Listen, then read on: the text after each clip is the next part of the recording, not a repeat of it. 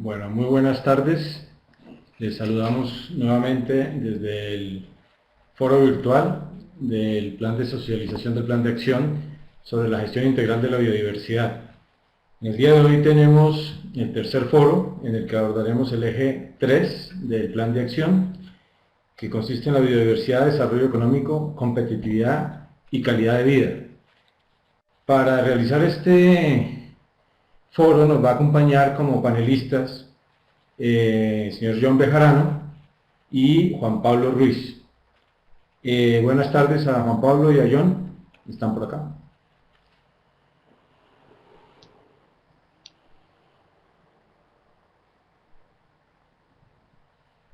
Muy buenas Bueno, tardes quiero a todos. anunciarles que para hoy estaba Pendiente prevista ya la del sexto y participación de la último foro directora sobre del el tercer Instituto componente. Humboldt, Brigitte Batiste, quien desafortunadamente en el día de hoy tuvo una dificultad de última hora de carácter familiar y no puede acompañarnos en este foro. Por tal motivo, yo les voy a acompañar en la moderación. Ya están con nosotros Juan Pablo y está John Bejarano. La mecánica del foro va a ser igual a la de ayer.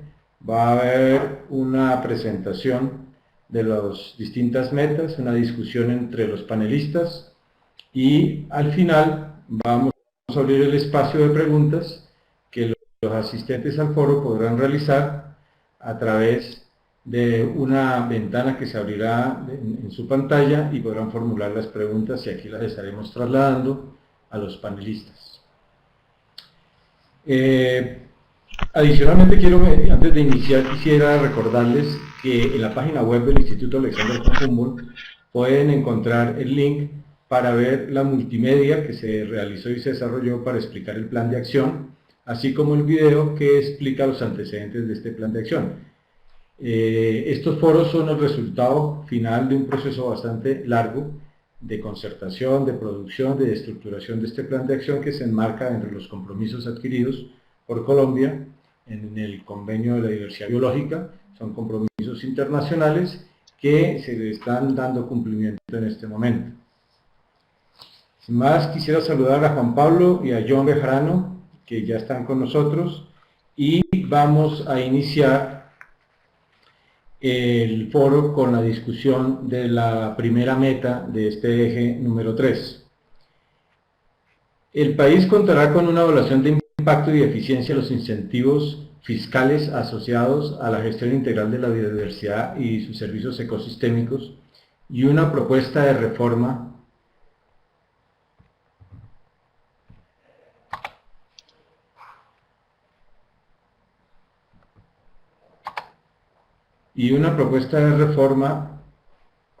de los incentivos fiscales que resultan ineficaces, poco eficientes o contradictorios. Para ello quisiera invitar a John Bejarano que nos haga un primer comentario sobre esta meta.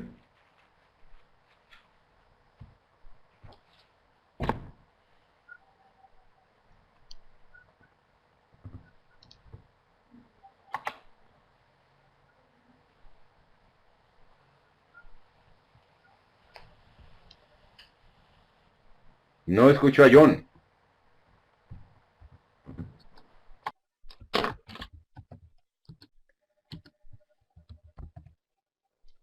Aló, aló. A ver, ¿Me confirman? John. Sí, ahora sí le escucho, John. Sí.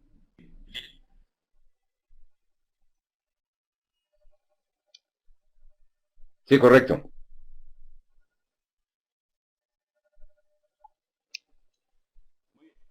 El Estado, entonces, que análisis es fundamental poder hacer este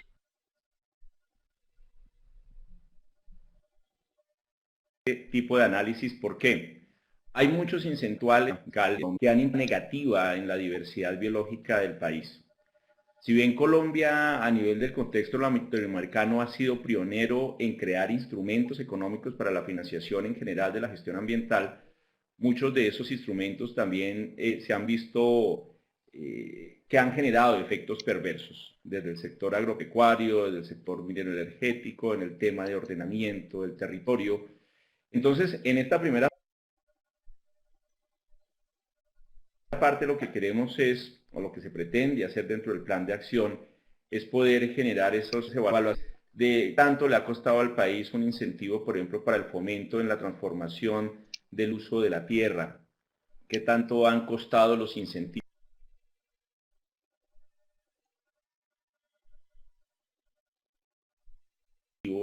para el tema de procesos productivos de recursos de energía, el tema de exención de líneas de mercado, sin ir muy lejos y nuestros mismos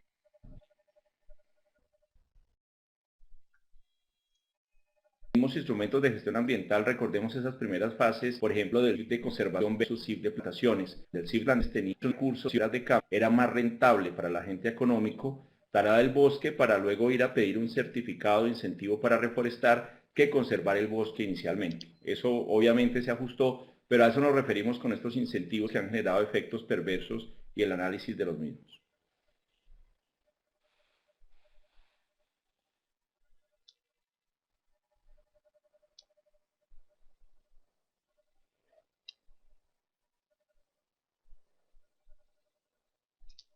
¿Sigo yo con el comentario o interviene Henry? Adelante, Juan Pablo. Bueno, yo quisiera iniciar señalando que el componente 3, este eje de biodiversidad, desarrollo económico, competitividad y calidad de vida, es supremamente importante, y solo como ejemplo de referencia para quienes nos escuchan, quizá el impacto más importante de un déficit, digamos, de suministro de agua en América Latina lo ha vivido Sao Paulo, en el sentido en que Sao Paulo, en el periodo pasado, donde el régimen hidrológico está cambiando mucho por la deforestación de la Amazonía, estuvo muy cerca de perder el abastecimiento de agua. Llegaron a tener solamente el 3% de la reserva de agua para una ciudad con una población realmente enorme, con una productividad, con una producción que en el caso del estado de Sao Paulo, el solo estado de Sao Paulo tiene un Producto Interno Bruto mayor que el de Colombia. El hecho es que la alerta sobre el suministro de agua en Sao Paulo bajó el precio de los bienes rurales en Sao Paulo, de los bienes, de los predios urbanos, perdón, en Sao Paulo, en cerca del 8%. Eso nos demuestra que efectivamente la relación entre los servicios ecosistémicos y la dinámica económica, e inclusive los valores de los predios tanto rurales como urbanos, es una relación muy estrecha. Ahora, respecto a los incentivos, pues hay algunos incentivos que, como mencionábamos el día en que se hacía la presentación del Plan de Acción de Biodiversidad al viceministro de Medio Ambiente, caramba, llevan varios años siendo incentivos negativos, o por lo menos no efectivos, y no se ha logrado que un decreto reglamentario, que es algo que se podría modificar de manera relativamente fácil, se modifique. El ejemplo más crítico es el del 0953, que habla de la posibilidad de la transferencia del 1% de los recursos de los municipios como pago de servicios ambientales a los propietarios de los predios de las áreas críticas de conservación en la zona de abastecimiento de agua para el municipio, pero que lo limita a 5 años con la obligación posterior del propietario del dueño de vender el predio al municipio, siendo que nosotros sabemos que la administración pública es un pésimo administrador de bienes raíces, aún en áreas grandes, mucho menos en pequeñas fracciones alrededor de cuencas de quebradas y cauces de agua. Entonces, esto lo que ha generado es el rechazo de parte de los propietarios de acceder al pago de servicio ambiental, dado que surge la amenaza de que a los 5 años el municipio le compre y entonces lo expropie, y eso puede ser tierra de nadie. O sea que creo que hay incentivos que efectivamente tenemos que corregir, y hay que empezar por lo más fácil, y este sí que es fácil y lleva cerca de 3 años sin que se modifique. Muy bien, Juan Pablo, muchas gracias. Efectivamente, esa es una de las caras de la moneda, por llamarlo de alguna manera, de cómo los incentivos pueden influenciar enormemente en la gestión de la biodiversidad.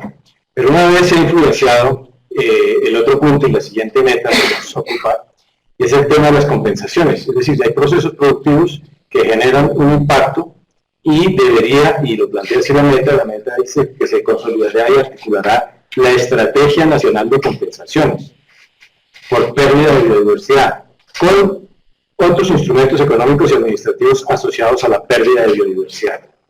¿Qué tan factible, qué tan pertinente ven esta meta en el 2020, 2025 y 2030? John, por favor, o Juan Pablo, ¿quién quiere comentar primero?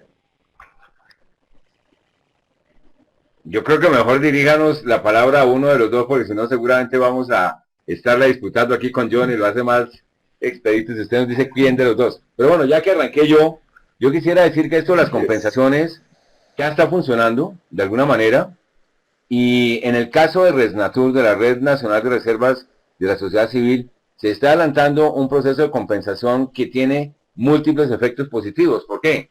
Porque la infraestructura que al desarrollarse en el caso, digamos, de las carreteras, debe compensar, digamos, por los impactos que tiene sobre la intervención y en algunos casos alteración y en otros destrucción de algunos ecosistemas, pues se encuentran en la red de reserva la posibilidad de la compensación en ecosistemas similares, además por agentes que tienen interés en conservar sus propios predios, con lo cual pues se multiplica este efecto. Yo pienso que las compensaciones deberían ir aparejadas a una política nacional de fortalecimiento de la red de reservas naturales de la sociedad civil, donde la función ecológica de la propiedad juega un papel fundamental, pero además el propietario con su actividad y con su voluntad está comprometido con la conservación. Entonces debemos multiplicar esta relación y esta sinergia y hacer efectivo lo de las compensaciones, que creo es un tema en el cual Colombia es país líder, en el sentido en que recuerdo cuando este tema de compensaciones se presentó en el Banco Mundial, realmente Colombia era el único país que había desarrollado hasta ese momento un mecanismo para hacer este tipo de transferencias. Juan Pablo, bueno, yo una pregunta con respecto a esto de las transferencias. El señor Juan Pablo es desde el punto de vista de la red de reservas de la sociedad civil, pero, por ejemplo, ahora mismo el Consejo de Estado dio una orden con respecto a los cerros orientales de Bogotá, al Ministerio de establecer una tasa de compensación. Una tasa de compensación justamente por lo mismo, por pérdida de biodiversidad o por la utilización de una parte forestal. ¿Cómo se puede articular este tipo de respuestas a una orden judicial con esa estrategia nacional de compensación? ¿Usted considera que eso es factible y cómo se podría hacer?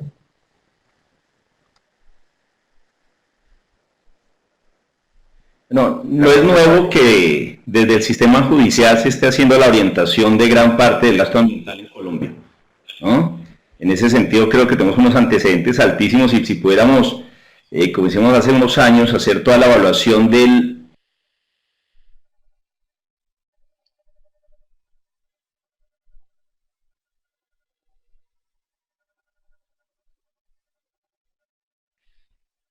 lo que se ha invertido en Colombia por las sentencias judiciales, llegaba a ser una gran parte de todo el gasto ambiental que hemos hecho en Colombia. Lo que es el primer que haya salido esto. Ahora, ¿cómo articularlo? Me uno también al tema que hablaba Juan Pablo. Hace 3 meses estábamos en Chile con algunos colegas en el análisis de las finanzas de la biodiversidad, y los colegas chilenos nos estaban pidiendo también cómo han avanzado en el tema de compensaciones, porque ellos están en las primeras de cambio en Colombia, y comparto eso totalmente con Juan Pablo.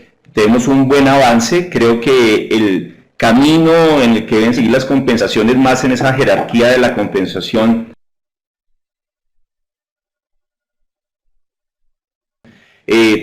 será el de colocar también un valor financiero a esas compensaciones, no solo las pérdidas recuperadas en ese sentido estricto, sino también poder llevar las compensaciones a un valor financiero, a un valor de inversión que esté asociado directamente y proporcionalmente al costo del proceso productivo, al valor del proceso productivo. Creo que ahí habremos avanzado también sustancialmente, y en la financiación, no solo de las finanzas de la biodiversidad, sino de las finanzas del clima, que están muy atadas en este punto.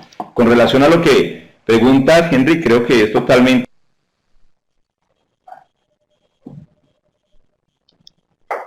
Se pierde la... idóneo poder hacer y ajustar las compensaciones con otros instrumentos. Podría perfectamente también tener por ser del impacto, y generar entonces así unas estrategias de sostenibilidad mucho más a largo plazo, pero sobre todo jalonando cada vez una mayor inversión del sector privado, del sector productivo, que invierta en el tema de competitividad y que vea la biodiversidad como competitividad. Bogotá es una de las ciudades capitales a nivel mundial con mejores condiciones en calidad, por ejemplo, de aire y de agua. Y esto significa para las multinacionales que cuando traen un gran ejecutivo a una ciudad como Bogotá, las primas de expatriación son menores. Entonces, ver también esas condiciones y ver la competitividad de Bogotá, por ejemplo, a través de estos instrumentos y la recuperación de nuestros cerros en los que hemos avanzado. Si miramos fotos de los cerros orientales de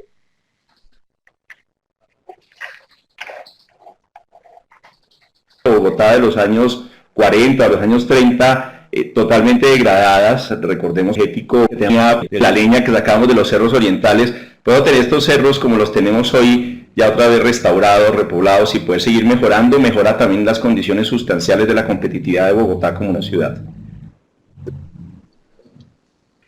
Muy bien, John. Juan Pablo.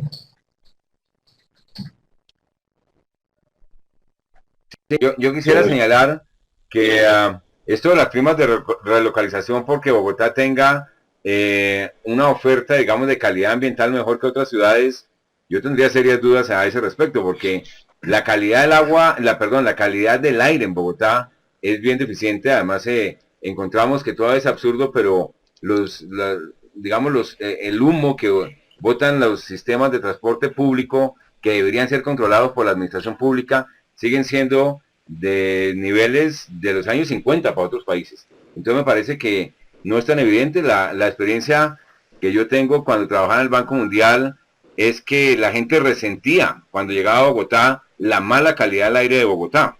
Ahora, en términos de agua, la cosa es distinta, y ahí yo quisiera inclusive hacer una mención respecto a el valor económico de la conservación de Chingaza. Nosotros hicimos en el año 2007 una valoración de qué significaba para Bogotá el que Chingaza suministrara agua de buena calidad versus lo que significaba el tratamiento del agua para ingresar al acueducto de Bogotá en las cuencas ya degradadas del sistema sur y la cuenca del río Bogotá, y los costos de tratamiento de agua para llevar a condiciones de potabilidad. En el caso de Chingaza era una quinta parte que en los otros dos sistemas. ¿Eso significaba? Que el ahorro en el gasto solamente de tratamiento de agua por metro cúbico multiplicado por el número de metros cúbicos que Bogotá consumía de Chingaza en ese año, le significó a la ciudadanía un ahorro de 17 millones de dólares al año. Entonces, los impactos económicos de la conservación son muy, muy relevantes. Si hacemos una cuenta similar para todos los acueductos de Colombia, sin duda encontraríamos que la conservación de las áreas críticas del suministro de agua a los acueductos de ciudades y poblados es seguramente la actividad económica de mayor rentabilidad.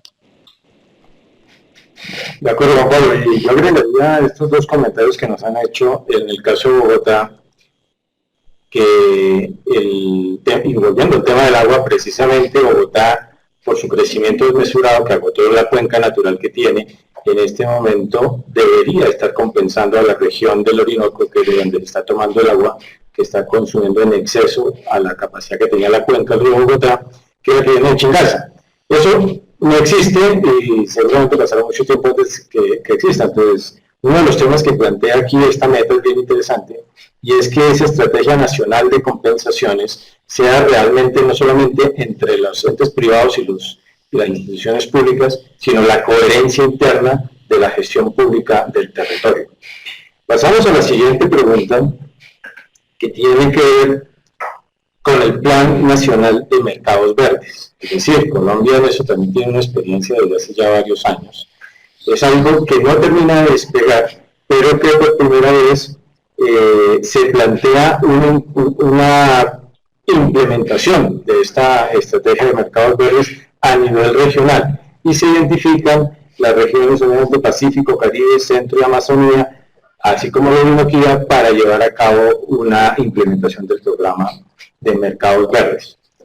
Bueno, aprovechando la gran experiencia de John en esta materia, le pediría por favor que nos haga un comentario al respecto.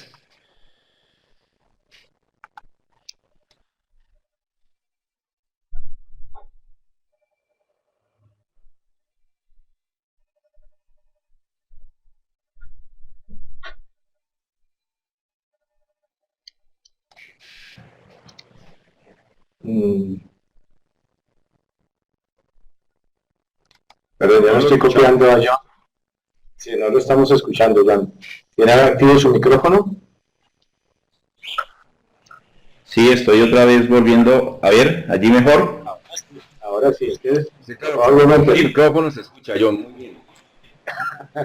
vuelva a iniciar su intervención. Funciona más así.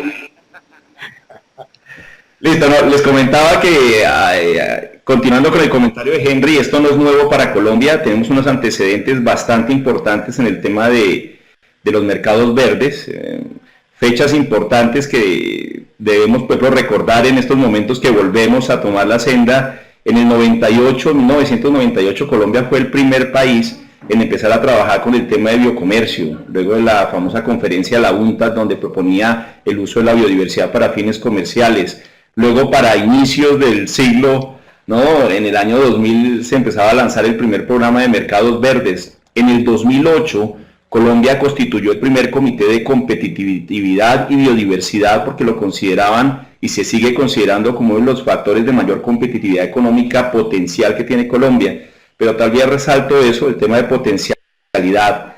No hemos logrado generar ese paso adicional y hay algunas trabas que este mismo componente dentro del plan de acción más adelante va a contemplar, como el tema del impulso a la bioprospección, a la bioinformática, el volver a retomar temas que son fundamentales para el próximo desarrollo y mediano desarrollo de Colombia con las necesidades de generación de ingresos tan grandes que tenemos, como el tema del contrato, de los contratos de acceso a recursos genéticos con fines comerciales, el COMPES 3697 que se sacó algunos años y que quedó también en stand-by. Son temas en este punto, los mercados verdes, que nos hacen un llamado de atención de no volver a estancarnos en ese pancoger, en unas cadenas de valor con poco valor agregado, y más bien empezar a pensar en esos grandes mercados de la biodiversidad, en los grandes mercados de las finanzas del clima, en los grandes mercados de la sostenibilidad ambiental. Ese es el llamado que hace este plan de acción de nuevo, más en un momento tan coyuntural como Colombia, donde con las líneas de pobreza tan altas que tenemos y las necesidades básicas insatisfechas más altas en los lugares donde hay mayor naturalidad, por así mencionarlo, en Colombia, es donde esta estructura de pensamiento y producción nos ofrece una nueva alternativa. Solo por mencionar algún dato y no acabará la palabra y escuchar también, por supuesto, la importante parte de Juan Pablo. Colombia es uno de los países, o es el país con mayor diversidad de aves del mundo, pero y siendo el más importante, no tiene una oferta permanente en la Feria de Aviturismo, que es la feria más importante de este tema en Londres. Colombia, en este tema, por ejemplo, de turismo, con todos los atributos que tenemos, no llegamos a representar dentro del sector menos del 10% del crecimiento de este sector turístico, que es muy importante. Un comparativo: Costa Rica recibe cerca de 2.400 millones de dólares por turismo, el turismo de naturaleza que ellos tanto fomentan al año. Y para tener un comparativo, acabamos recientemente de vender la empresa más grande de generación de energía hidroeléctrica en Colombia por 2.000 millones de dólares. Es decir, vendimos una empresa y eso, si lo miráramos en el tema de ecoturismo, por menos de lo que recibe en un año Costa Rica por ecoturismo. Bueno, Juan Pablo, ¿tiene usted algo que agregar? Sí, no, yo diría que el tema de los mercados verdes no es solamente en las áreas, digamos, de mayor naturalidad, como el Chocó biogeográfico o la Amazonía. Indudablemente en la zona cafetera, por ejemplo, que es un área muy intervenida donde la Federación de Cafeteros destruyó una oferta de un producto verde que era el café colombiano con bosque asociado, con bosque de sombrío asociado, que albergaba biodiversidad y protegía el capital natural, y se encargó de destruirlo para llevar al monocultivo y al cultivo de plena exposición, donde exponemos suelos, donde perdemos biodiversidad, donde realmente hay una agresión clara contra el capital natural. Colombia tiene ya, además, a través de un estudio que adelantó el GEF con Cenicafé, tiene inclusive diseñado cómo recuperar el bosque cafetero, mejorando calidad y manteniendo una productividad similar, y no lo estamos haciendo de manera masiva al interior de la frontera agropecuaria, en áreas que son críticas y donde además la posibilidad de asociar esta recuperación del bosque con, como decía John, el agroturismo, el ecoturismo y entre ellos pues obviamente el avistamiento de aves como una de las múltiples actividades a desarrollar en estas zonas, pues hombre, creo que tenemos paquetes tecnológicos que tenemos es que masificar e implementar. Está también el de los sistemas silvopastoriles, donde también se evidenció que la recuperación y la transformación de los pastizales en sistemas con árboles para el manejo del ganado incrementa la presencia de biodiversidad, incluyendo especies en peligro de extinción.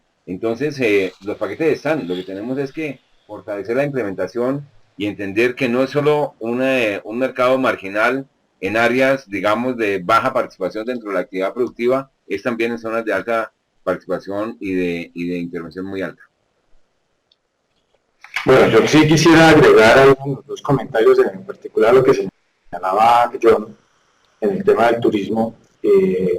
Cuando la iniciativa de comercio llega a Colombia, pues nos llega del exterior, nos llega de Ginebra, Suiza, y siempre hemos estado pensando justamente en los mercados internacionales para las alternativas de biocomercio.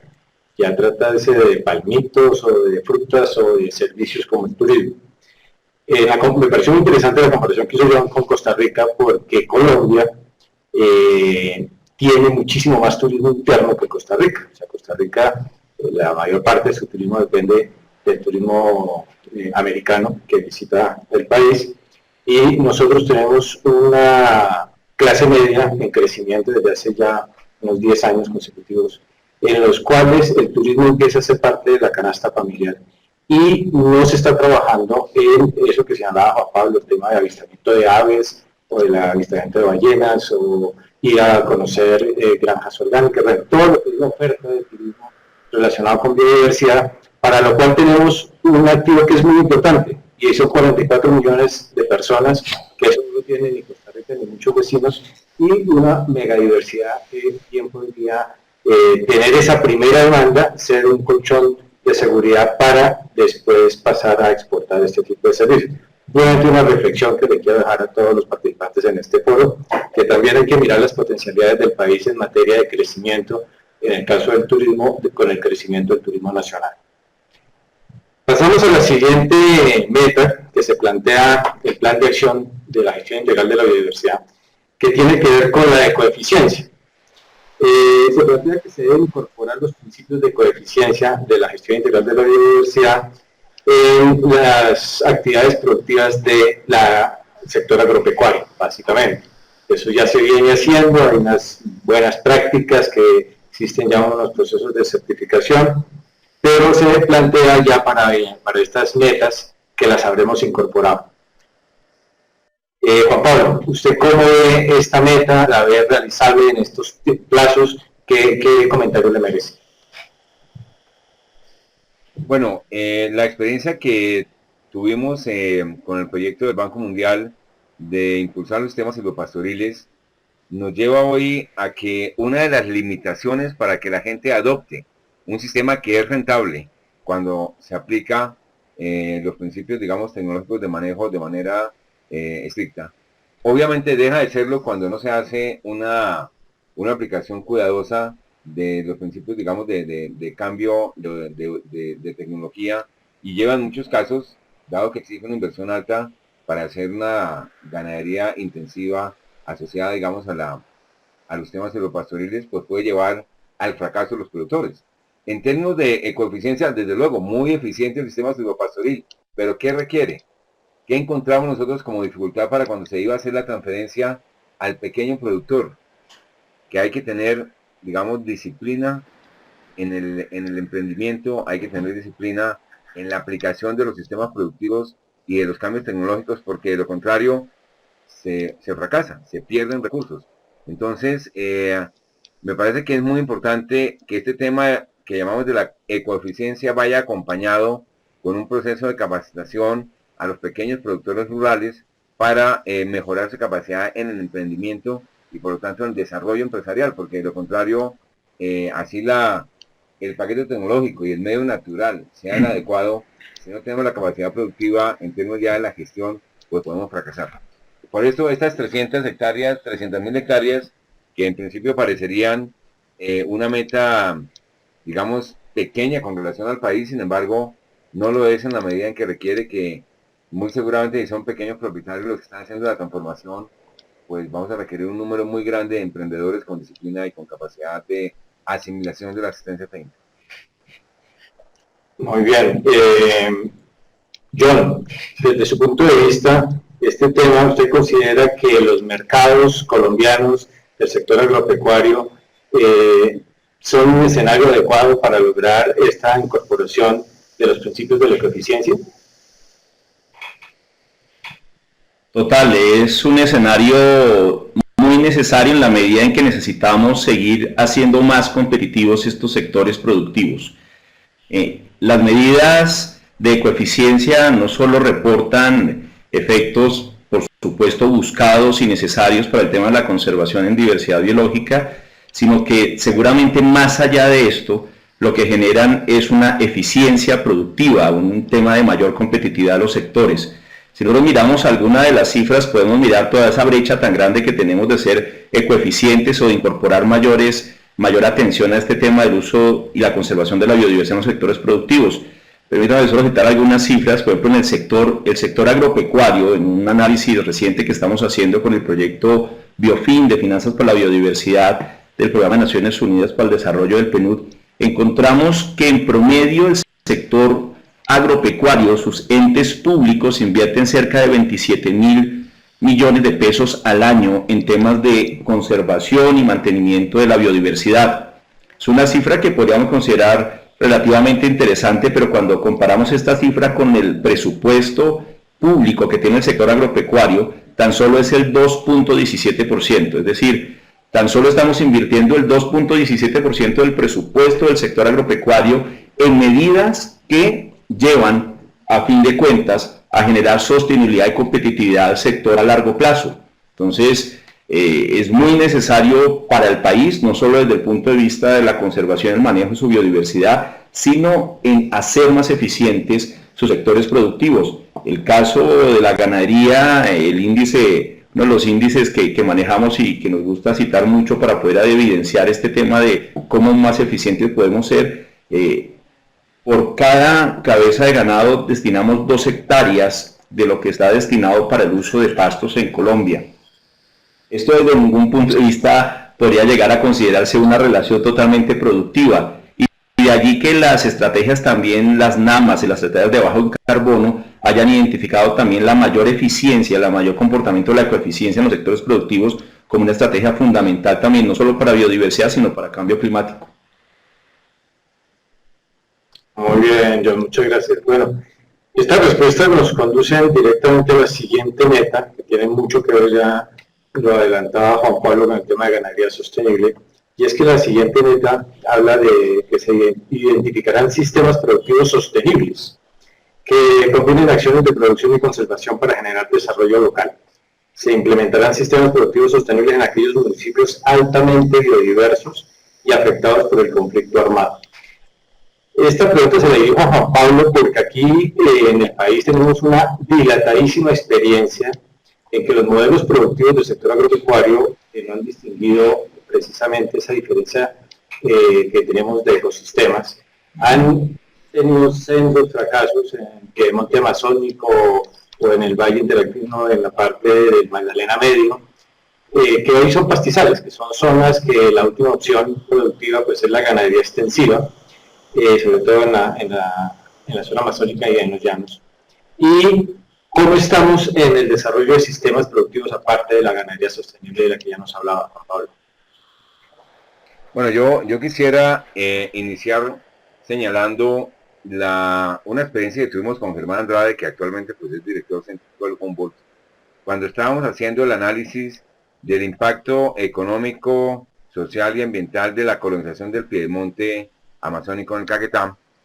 Una vez llegué a una población donde se había transformado el bosque húmedo tropical en praderas, digamos, homogéneas y en predios ganaderos, con apoyo, entre otras cosas, del Banco Mundial en ese momento. Hablo del proyecto de Caquetá Fase 1 y Caquetá Fase 2 de los años 80, donde se taló el bosque con crédito externo, se financió el establecimiento del productor, el desarrollo de las vías, la educación, la salud, con crédito externo, para transformar el bosque húmedo en pastizales homogéneos, cosa que desde luego hoy no hace el gobierno de manera explícita y tampoco lo permite el Banco Mundial por sus salvaguardias. Sin embargo, recuerdo que cuando llegamos a una de las poblaciones del Caquetá y encontramos una escuela en excelente estado, digamos, de la infraestructura, donde había solamente una décima parte de la capacidad de los estudiantes, y le preguntamos a la profesora qué había pasado y nos dijo, no, es que aquí el ganado se come la gente. Y le decíamos, hombre, ¿cómo así? Y dice, sí, claro, es que cuando estaban en la tala del bosque, pues naturalmente había una gran demanda de mano de obra para la transformación de ese bosque, primero en productos de pancoger y luego en ganadería. Había una gran absorción de mano de obra, habría mucha presencia de familias haciendo la colonización, pero una vez establecido el ganado, pues donde antes había 20 familias, ahora una administra el mismo predio. ¿Qué va a suceder con los acuerdos de paz y la construcción de los espacios de paz si focalizamos las actividades en zonas que son de bosque húmedo tropical, que al mismo tiempo están sobre suelos frágiles? ¿Por qué? Porque los suelos de mayor capacidad productiva para los sistemas productivos que socialmente dominamos ya están transformados. O sea, los buenos suelos están ocupados, unos en cultivos y muchos en ganadería. Pero lo que nos queda por transformar no son los mejores suelos. ¿Y eso qué significa? Que la fragilidad de esos suelos frente a los sistemas productivos tradicionales son en un alto riesgo de no sostenibilidad de los procesos productivos. Una vez en los acuerdos de paz hagamos carreteras, financiemos infraestructura, financiemos educación, financiemos salud, financiemos al productor con crédito, y si no tenemos adecuados paquetes tecnológicos, vamos a tener realmente no solamente pérdida de servicios ecosistémicos, sino al mismo tiempo deterioro del capital natural y pérdida de la sostenibilidad productiva en esos territorios. Perfecto, Juan Pablo. Bueno, un anuncio a todos los asistentes al foro. En este momento ya se abrió la ventana de preguntas para que las puedan ir formulando. De momento quisiera trasladarle la palabra a John, si tiene algo que agregar sobre este punto. No, tal vez lo único que me gustaría agregar allí es también la necesidad no solo de la mejor producción dentro del sector ganadero, que ya se han hecho algunos cambios, pero también citar esa ganadería. Cuando me preguntan la ganadería sostenible, inmediatamente evoco a la ganadería cimarrona de la altillanura, de las altillanuras que nos quedan en el Casanare y en Arauca. Los ejemplos de ganadería cimarrona, por ejemplo, en Hato Corozal, cerca del río Ariporo, también demuestran parte de lo que puede hacer una ganadería también llevadera con estos lugares de altísima conservación, uno de los lugares más importantes de conservación. Lo que se añadir eso, aparte de lo que ya ha hecho Juan Pablo, que en Colombia también esa ganadería está asociada a una llaneridad, a un mundo de altillanura, por ejemplo, de esta parte del país, y que hay, para mí está uno de los mejores y más excelentes ejemplos de cómo una ganadería puede generar, entre comillas, sostenibilidad con su entorno. Muy bien, John, muchas gracias. Bien, vamos a abordar un grupo de metas que hacen referencia quizás a los mismos temas. Hay una meta que nos habla que toda la infraestructura de 4G y todo lo que estábamos hablando en su momento, que mencionaba Juan Pablo, van a ser objeto y contarán con evaluaciones ambientales estratégicas, quizás para buscar ese ordenamiento. Y hay otra meta que nos habla obviamente que todos los sectores económicos tendrán unos indicadores de sostenibilidad para precisamente poder alimentar este tipo de evaluaciones estratégicas. ¿Creen ustedes, y le pregunto a John, si este tipo de metas es alcanzable, qué tan pertinente es para la situación que estamos pasando en cuanto a indicadores ambientales, la disponibilidad de la información y la posibilidad de hacer evaluaciones integrales de carácter ambiental? Esta meta en particular habla de la integralidad de la biodiversidad como una política pública frente a las otras políticas también que podamos considerar ambientales. Lo que quiero decir es que cuando analizamos este punto de hacer una evaluación ambiental estratégica dentro de una política nacional de biodiversidad, veamos cómo no solo el tema del agua, el tema del suelo, el tema de los servicios ecosistémicos estaban asociados, sino asimismo también esa la cultura y la asociación sobre el desarrollo asociado a el aprovechamiento de los bienes y servicios de la biodiversidad.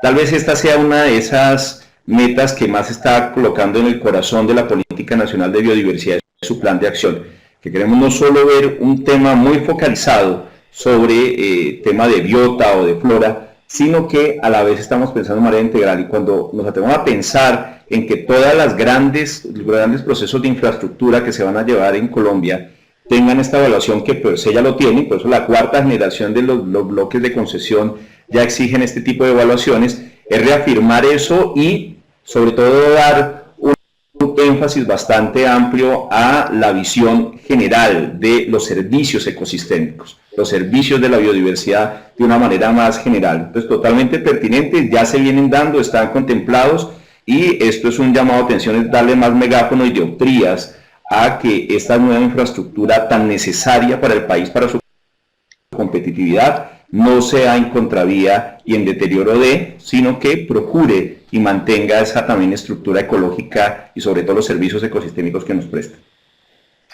Oye, Juan Pablo, ¿usted qué opina? Bueno, hay un tema que está aquí en el punto 6, que es el de la expansión energética, que recientemente pues ha sido de debate nacional con la amenaza pues de los cortes de suministro de energía que hubo por el racionamiento que se parecía que iba a darse y que finalmente no se dio, donde se dijo que la gran vulnerabilidad del sistema colombiano en suministro de energía eléctrica está asociado a las hidroeléctricas, y que por lo tanto el sistema, en cambio de proponer lo que está haciendo el mundo entero, que es ir hacia las energías renovables, lo que propone es que entonces generemos energía firme con quema de carbón, es decir, frente al cambio climático, acentuemos el cambio climático con energía generada con carbón. Esto me parece que es uno de los absurdos, digamos, ambientales más claros dentro de la propuesta nacional, donde efectivamente cuando había escasez de lluvias, había abundancia de sol y de viento. Y estamos pensando en hacer caso omiso a esa energía renovable, donde hoy encontramos que la China es el país que más energía renovable está produciendo en el mundo, y además ya tienen obviamente los sistemas donde usted desde su casa puede generar energía solar con la posibilidad de obviamente conectar sus excedentes al sistema. Acá en Colombia todavía no hemos sido capaces de generar un sistema que nos permita efectivamente que los pequeños generadores que podemos ser todos a través de energías limpias aportemos al sistema. ¿Y por qué no pasa eso? Porque hay intereses económicos para que eso no pase. Me parece que el país, más que unos detallados planes de acción en biodiversidad, tiene que definir políticas consistentes si queremos recorrer la senda de la sostenibilidad. Bien, Juan Pablo, pero ahí hay una meta que es muy interesante, que es la que habla de la cuenta nacional ambiental. Es decir, eso que usted señala, de alguna manera es porque el mercado recoge algunos valores muy importantes de los servicios ecosistémicos, y quizás una evaluación de esas ambientales estratégicas debería incorporar también el tema del ordenamiento del territorio. Es decir, no hay que producir yuca y maíz y marranos en todo el país, sino que hay unas zonas más propensas para eso, hay otras para temas forestales, hay otras para servicios. El punto es que hay una meta que sí está planteando la necesidad de contar con una cuenta nacional ambiental, es decir, que el país empiece a tomar el tema de la biodiversidad, incorporarlo a sus cuentas nacionales y poder tomar mejores decisiones con él. John, ¿usted cómo ve este punto? Este es otro de esos grandes pendientes e históricos temas en Colombia. Tuvimos primero cuentas ambientales que Sistema Nacional Ambiental, ¿no? Recordemos eso, que el Comité Nacional de Cuentas Ambientales se crea en 1991 y desde se quería o se pretendía hacer esos balances. Una cuenta ambiental está compuesta de dos grandes campos: las cuentas de stock, que nos llevarían a tener el inventario de lo que podríamos llamar biodiversidad, pero eso ya el Instituto Humboldt y en otras ocasiones otras instancias públicas nos dicen, al paso que vamos en la investigación nos demoraríamos cerca de 200 años en promedio para poder tener el stock completo e inventariado, pero las otras son las cuentas de flujo, y tal vez allí es donde más debamos prestar la atención en estos próximos 20 años o 30 años de gran transformación en el país, que serán las cuentas que lleven la contabilidad del uso de esos recursos de biodiversidad, pero asimismo también poder generar el impacto y el valor en la formación bruta de capital fijo que eso le está generando al país. La relación entonces de este flujo de biodiversidad es lo que se busca con esta cuenta nacional en biodiversidad, como la venimos ya, o como la viene trabajando ya el DANE, con la cuenta nacional del agua, que son cuentas principalmente de flujos, para saber dónde se está utilizando más este recurso y cuáles son los impactos en la economía que están generando. Y esa relación nos va a permitir cada vez traslucir más, ser más evidentes en la importancia que tiene la biodiversidad para la sostenibilidad del desarrollo en Colombia. En ese sentido, no desarrollo sostenible, sino la sostenibilidad del desarrollo para nuestro país. Bueno, Juan Pablo, su opinión, por favor. Bueno, yo solo retomaría un tema que desde el Consejo Nacional de Planeación, en los comentarios al Plan Nacional de Desarrollo, le planteamos al DNP y que el DNP recogió, para sorpresa nuestra, en el Plan Nacional de Desarrollo, en el capítulo de Crecimiento Verde, cuando el mismo DNP reconoce que el dato que presenta el Banco Mundial respecto al ahorro neto ajustado, que dice que de una parte la OCDE, señala cómo Colombia ha crecido de manera sostenible en términos económicos, pero no sostenible en términos ambientales y sociales, y de otra, el Banco Mundial dice el ahorro neto ajustado de Colombia, es decir, aquel que descuenta del ahorro bruto el costo asociado a la degradación ambiental y a la extracción de recursos naturales no renovables, que naturalmente hay que descontar de ese ahorro neto, nos lleva a que Colombia es uno de los países con la tasa de ahorro neto ajustado más baja de América Latina. ¿Eso qué significa? Deberíamos entonces, si vamos a recorrer la senda del crecimiento verde, ponernos una meta en incrementar el ahorro neto ajustado, más ahora cuando de alguna manera la disminución del precio de del petróleo y del carbón nos obligan a buscar alternativas productivas que no sean solamente asociadas a la minería, sino también a la producción sostenible, porque pues de hecho la minería, no es que la minería no pueda apoyar otros procesos donde pueda haber sostenibilidad, pero la minería en sí misma, pues desde luego es insostenible porque es la extracción de un recurso natural no renovable. Creo que es el momento en que fijemos unas metas para incrementar realmente ese ahorro neto ajustado, para mejorar nuestros índices que no son de sostenibilidad, sino más bien de insostenibilidad. Bueno, muy bien, muchas gracias. Antes de pasar a la sección de preguntas, que ya tenemos varias de los asistentes, vamos a referirnos a la última meta de este eje, del eje de biodiversidad y desarrollo económico. Tiene que ver con esto último que señalaba Juan Pablo. Ahí hay que pensar a futuro, tiene que cambiar la senda de desarrollo del país y se plantea que el país va a contar con una estrategia nacional de bioprospección. Esto es bien interesante porque alguien señalaba que desde Celestino Mutis no se hace otro esfuerzo a gran escala que le permita al país saber con qué cuenta, con base en qué material genético o biológico puede plantear nuevos desarrollos, nuevos productos, nuevos servicios que le permitan generar empleo, que le permitan generar cadenas de valor. Esta estrategia nacional de bioprospección pues también ha empezado, pero no quiere decir que desde no se haya hecho nada. Se ha hecho parcialmente y ahora hay una gran propuesta por parte del Humboldt de iniciar una bioprospección. ¿Qué opinión le merece esta meta a John Bejarano?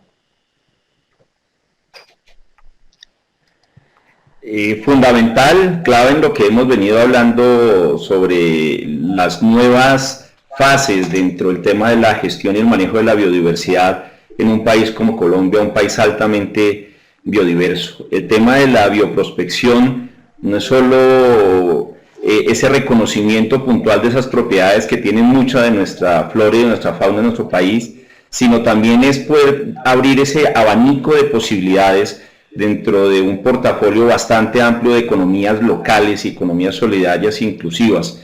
La bioprospección lo que nos va a hacer es facilitar, entrar en este tema de la biotecnología moderna, y aparte de la bioprospección, la estrategia es integral, viene todo el tema también de bioinformática, ¿no? De nada solo nos serviría poder identificar cuál es el activo o el componente que podemos llevar a la industria de cada uno de estos atributos o elementos de la biodiversidad, sino asimismo rápidamente poder compararlos en estas grandes bases de informática y bioinformática para poder establecer así un proceso que nos lleva a la consolidación de un producto netamente competitivo al final.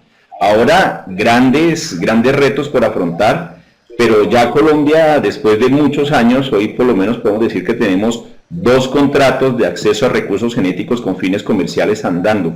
Hay algunos procesos donde ya se han adelantado el proceso de patentes y puede resultar bastante pequeño e ínfimo frente a otros países vecinos como Perú, México, Guatemala, que ya llevan un gran avance en este proceso, pero creo que es un camino por el que debemos arrancar y es un camino también que nos va a permitir a combatir otros temas como el de la biopiratería. En algunas instancias, en algunos momentos consideraban que abrir este tipo de negocios, entrar a la bioprospección, entrar al mundo del uso de la biodiversidad con fines comerciales, lo que iba a fomentar es la biopiratería y al contrario, creo que cuando formalizamos todos estos procesos es donde reducimos los grandes niveles de riesgo, que es lo que venimos afrontando desde hace siglos. Tú mencionabas hasta la expedición botánica, pero la expedición botánica también la podríamos ver como esos primeros ejercicios de biopiratería que se dieron en todos estos en las nuevas colonias, en los nuevos territorios que se conquistaban. De allí fue donde el Gran Jardín Botánico de París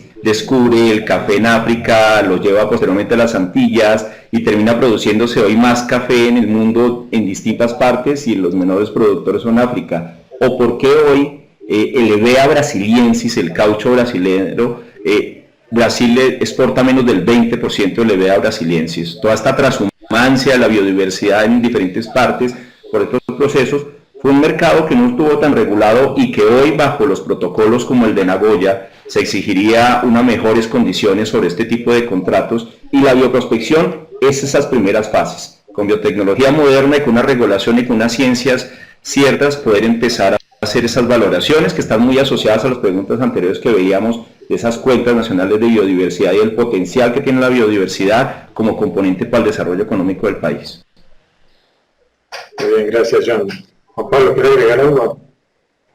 Bueno, yo diría que de acuerdo con el tema de la bioprospección, pero iniciemos por lo menos darle reversa a lo contrario que es lo que estamos haciendo. Es la negación del derecho de uso de las semillas tradicionales por el campesino colombiano y por el conocimiento ancestral.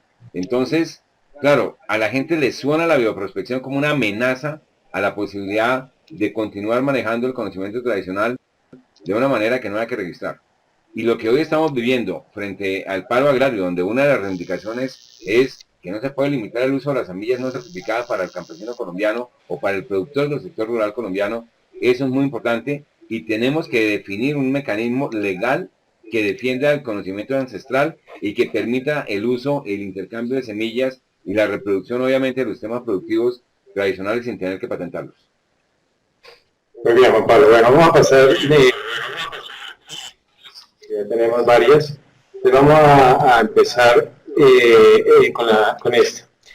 El pensar en un cambio productivo en pro de la conservación, protección y aprovechamiento sostenible de la biodiversidad implica un cambio estricto en la destinación y planeación de las áreas proyectadas de uso minero energético. Esa pregunta se la trasladamos a Juan Pablo. Bueno, de uso minero energético, yo diría que desde luego la minería, y esto lo acaba, digamos, de alguna manera la sentencia de la Corte definirlo, la minería deja de ser, como lo dice el Código Minero, de interés social y beneficio público y por lo tanto tiene, como decía el Código Minero, prevalencia el derecho del minero sobre cualquier otra alternativa de uso del territorio.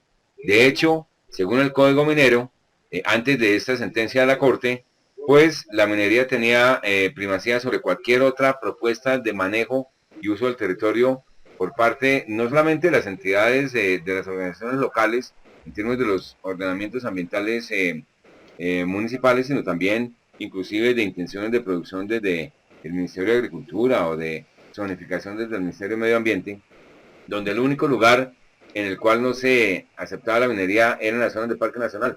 De resto, la minería en cualquier parte tenía primacía sobre cualquier actividad productiva o incluso de conservación. Ya hoy día la Corte Constitucional dice, no señor, el derecho a un ambiente sano está primero que la explotación minera y por lo tanto las comunidades sí juegan un papel en la toma de decisiones donde sí y donde no la minería. Me parece que hacer uso de la sentencia de la Corte Constitucional nos da respuesta a esa pregunta, en el sentido en que evidentemente hay lugares en los cuales puede haber recursos minerales identificados y probados, e incluso titulados, concesionados y con licencia ambiental, y sin embargo, dada la importancia de los servicios ecosistémicos asociados, por ejemplo, a la regulación hídrica y al abastecimiento de agua a las poblaciones locales, se puede negar la minería, y eso la Corte Constitucional lo respalda en esa determinación a las pequeñas comunidades. Entonces me parece que tenemos unas herramientas que tenemos que utilizar, y realmente es revolucionario desde cierto punto de vista en las sentencias de la Corte, que para algunos es que la Corte se volvió un ambientalista extremo, cuando en realidad lo que está haciendo es defendiendo los derechos ciudadanos básicos. Muy bien, muchas gracias, Juan Pablo. Bueno, la siguiente pregunta dice: una forma eficiente de financiar la conservación de la biodiversidad es la participación de los empresarios en proyectos como zoocría, manejo sostenible del bosque, avistamiento de aves. Pero, ¿qué hacer con los tortuosos trámites ante las CARS y la visión preservacionista, coercionista y prohibitiva de algunos funcionarios, que incluso ven a los emprendedores como delincuentes? Bueno, esta pregunta se la vamos a dirigir a John, para que por favor nos dé luces sobre este tema.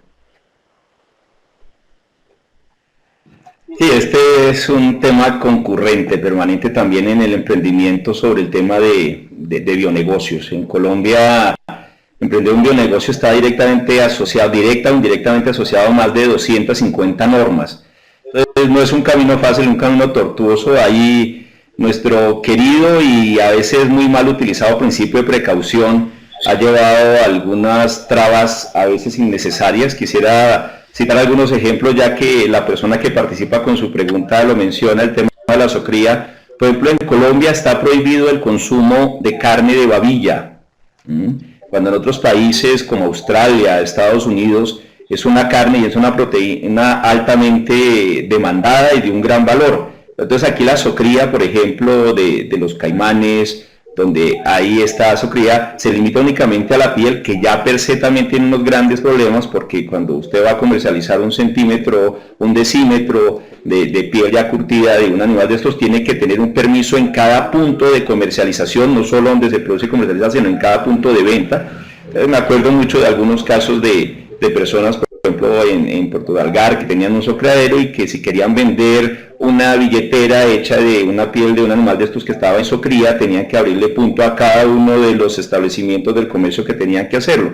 Mejor vendían sus pieles afuera, se vendían afuera, se procesaban afuera y luego se importaban tranquilamente como carteras desde Panamá o desde otro país sin ningún problema. Entonces, al lugar hay muchas trabas, hay cosas que toca agilizar también dentro de este proceso, pero por supuesto que esto no vaya en contravía de que haya un claro manejo de aprovechamiento, uso, rancheo, etcétera, etcétera, de las especies que se van a zocriar o con las que se van a trabajar, y también tener un matiz muy claro sobre lo que a veces llamamos el efecto peluche en este tema de la gestión y el uso de la biodiversidad para fines comerciales, y es que estigmatizamos unas especies. Entonces, hacer una zoocría de mariposas y después tener una mariposa colocada, puesta para un separador de libros o como un bello cuadro, pues obviamente se estigmatiza que cómo se mata una mariposa y un ser vivo y cómo se lleva entonces a esto. Creo que en eso debemos también ser muy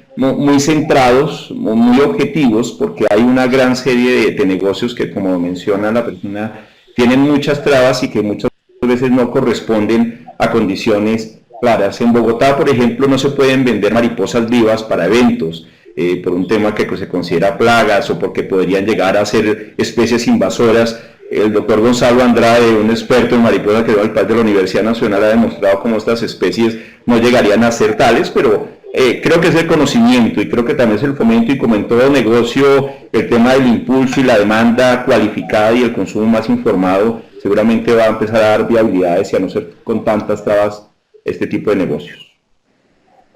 Muy bien, yo quisiera complementar, perdón, Henry, yo quisiera complementar lo que dice John con un aspecto, y es que cuando nosotros dificultamos el uso de la biodiversidad y la reproducción de componentes de la biodiversidad para fines de producción y obviamente de mercadeo y de beneficio económico, Lo que estamos haciendo es desvalorizando la misma biodiversidad y desde esa perspectiva generando amenazas para la destrucción de un bien que no se puede usar. Por lo tanto, deja de ser bien para muchos. De acuerdo, Juan Pablo, yo incluso le iba a agregar a un comentario a la respuesta de John, que es el caso de la madera, el caso del bosque húmedo tropical, en el cual el principio de precaución justamente tiene toda la mejor intencionalidad del mundo, pero lo que ha llevado a que el 44% de la madera sea ilegal. Es decir, el sentido de precaución solamente lo acatan los que hacen las cosas sobre la mesa dentro de la legalidad, pero cuando la legislación se opone a esos procesos, sencillamente se crean mercados negros y la ilegalidad, y eso pasa en muchos productos de la biodiversidad. Bien, vamos a continuar con la siguiente pregunta, se la vamos a dirigir a Juan Pablo, y el asistente dice que a pesar de que las ciudades son sumideros de los servicios ecosistémicos, la mayor cantidad de la población colombiana en estas ciudades. Y la población espera tener servicios de esparcimiento tipo zonas verdes, árboles, calidad del aire, etc. La pregunta es, ¿qué instrumentos económicos se tienen para estimular precisamente esta conservación de estos servicios, principalmente el tema de las zonas verdes? Bueno, lo que estamos viendo hoy en la planificación urbana en el mundo es que cada día tienen mayor valor los espacios verdes dentro de las ciudades. De hecho, bueno, nosotros ahora que estábamos en la expedición esta a Indonesia de ascender el Monte Carsten, yo pasé haciendo sencillamente una escala por Hong Kong y encontré que en Hong Kong, que lo habíamos visitado hacía 30 años, cuando íbamos también hacia una montaña, hoy día todos los centímetros cuadrados que ellos han podido recuperar para volverlos verdes, han levantado el concreto y han sembrado árboles. Es decir, hoy Hong Kong es mucho más verde que lo que era hace 30 años, pero a un costo muy alto. ¿Por qué? Porque inicialmente todo se pavimentó, como hoy estamos pavimentando Barranquilla. Es decir, acabamos con las zonas verdes en las ciudades hoy, cuando ya tenemos las lecciones aprendidas de las ciudades que lo hicieron hace 30 o 40 años y que ya hoy están haciendo grandes inversiones por volver a lo verde. Entonces me parece que es cuestión de recoger, digamos, las experiencias, las lecciones aprendidas en otros sitios y aplicarlas localmente. Lo mismo pasa acá con la gran discusión pues de la Reserva Van de Hamen. La Reserva Van de Hamen, independiente de su importancia ecológica o de recargo hídrico y de manejo de aguas subterráneas, independiente aún de esos temas, hay un tema que tiene que ver con el hecho de que es una zona verde, que hoy día convertir ese Kikuyal, como lo llama el alcalde, en un bosque es mucho más fácil que tener que hacerlo dentro de 30 años cuando tengamos que tumbar los edificios para volverlo verde nuevamente. Entonces, evitemos esos sobrecostos, dado que tenemos esas zonas verdes hoy con posibilidad de recuperación a bajo costo, generemos bosques en esas áreas y generemos espacios de esparcimiento que son sin duda los lugares de mayor valor para el habitante urbano. Bueno, sí, yo agregaría a estos comentarios de Juan Pablo que precisamente en un ejemplo de Bogotá, bueno, en todas las ciudades colombianas, el tema es que la biodiversidad tradicionalmente se consideró que era un tema rural, y por eso cuando hablan de valores de la biodiversidad se imaginan el Amazonas, el Chocó biodiverso, etc.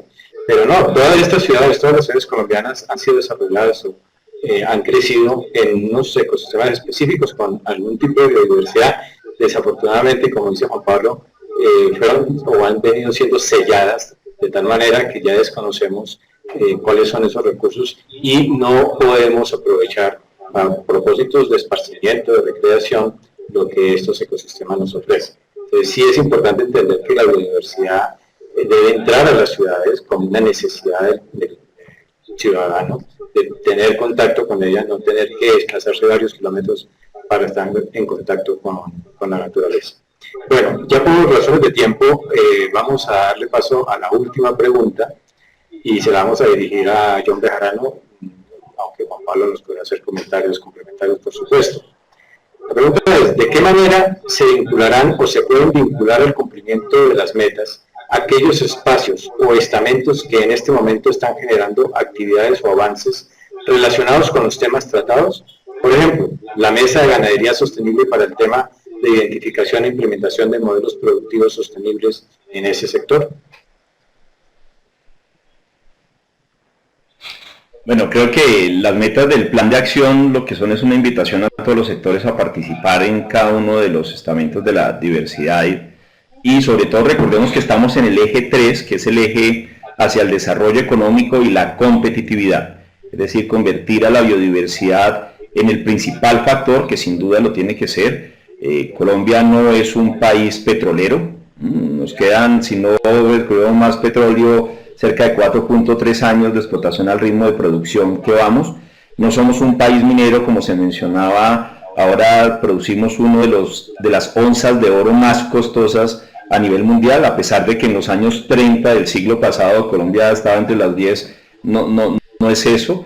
Hoy no lo es y la producción de oro en Colombia sigue siendo una de las producciones más costosas que hay. Sí somos un país entonces de agrobiodiversidad, sí somos un país de bienes y servicios ecosistémicos y en ese sentido vincular a los estamentos en un momento clave es muy importante. Estamos en un momento no solo de venir hacia un proceso de consolidación de paz en los municipios más afectados por el conflicto reciente en Colombia, sino también nos hemos puesto algunas de las metas más ambiciosas que como mundo, que como planeta nos hemos colocado y Colombia ha suscrito igualmente y está enfocado en eso, que son los objetivos del desarrollo sostenible. Estos 17 grandes objetivos de desarrollo sostenible pues brindan una oportunidad para enlazar muchos de estos temas que hoy estamos tratando y muchas de estas metas. Teníamos con los objetivos del milenio, que fue el bloque y la propuesta de desarrollo que teníamos del 2000 al 2015, un objetivo del milenio que era el número 7. Hoy tenemos por lo menos 5 objetivos que están directamente asociados con la política y la gestión ambiental. Particularmente tenemos un objetivo asociado al tema de biodiversidad y desde allí una articulación completa. Ya el Plan Nacional de Desarrollo incorpora los ODS, ya dentro de la política de biodiversidad hemos identificado preliminarmente en este plan de acción cerca de 66 metas de los ODS que están vinculadas a la política del plan de acción y por supuesto entonces el vínculo es directo frente a muchos de los sectores y estamentos del país. El ejemplo que coloca, por ejemplo, el tema de la ganadería, ya lo mencionábamos, no solo la sostenibilidad, la coeficiencia, sino también la ordenación del suelo y la interacción también dentro de la distribución y la vinculación de otros sectores hacia la sostenibilidad, pues será fundamental, pero así en la ordenación y en el manejo de las cuencas, en los sectores productivos, en los otros renglones agrícolas del país, el tema de pesca, el tema forestal, el tema de turismo. En fin, Henry, compañeros de todo el foro, creo que es el momento o no es el momento, de nuevo estamos resaltando la biodiversidad con los principales factores productivos y factores de desarrollo con sostenibilidad para Colombia. Bueno, yo solo quisiera complementar lo que dice John con una cosa muy corta y es que la Mesa Global de Ganadería Sostenible, o sea, una que tiene, donde hay asiento para representantes de múltiples países en el mundo, eligió a Colombia y se realizó un encuentro de esa Mesa Global de Ganadería Sostenible el año pasado en Cali para reconocer los avances de los sistemas silvopastoriles en zonas tropicales, especialmente a través del CIPAV, en el caso colombiano, donde la capacidad de carga se incrementa inclusive en un 300%, o sea, se pasa de 0.8 cabezas de ganado a 3.2 cabezas de ganado por hectárea. Desde luego, con una inversión que requiere cerca de $2.000 por hectárea, pero con un retorno y una recuperación de la inversión supremamente rápida. Eso significa, tenemos cómo avanzar, pero para avanzar tenemos que organizar, fijar prioridades y tomar decisiones, porque Colombia es un país de oportunidades, pero de oportunidades desaprovechadas. Bueno, muy bien, Juan Pablo. Quiero agradecerles a los dos panelistas en el día de hoy, a John Bejarano, a Juan Pablo Ruiz, por sus comentarios sobre este eje 3 de biodiversidad y desarrollo económico, competitividad y calidad de vida. A los participantes agradecerles por habernos acompañado e invitarlos para el siguiente foro que va a tener lugar el próximo martes 21, para lo cual los invitamos a que se inscriban previamente en el portal del plan de socialización del plan de acción, que lo van a encontrar en la página del Humboldt en uno de sus banners. Muchas gracias a todos y muy buenas tardes. Hasta luego.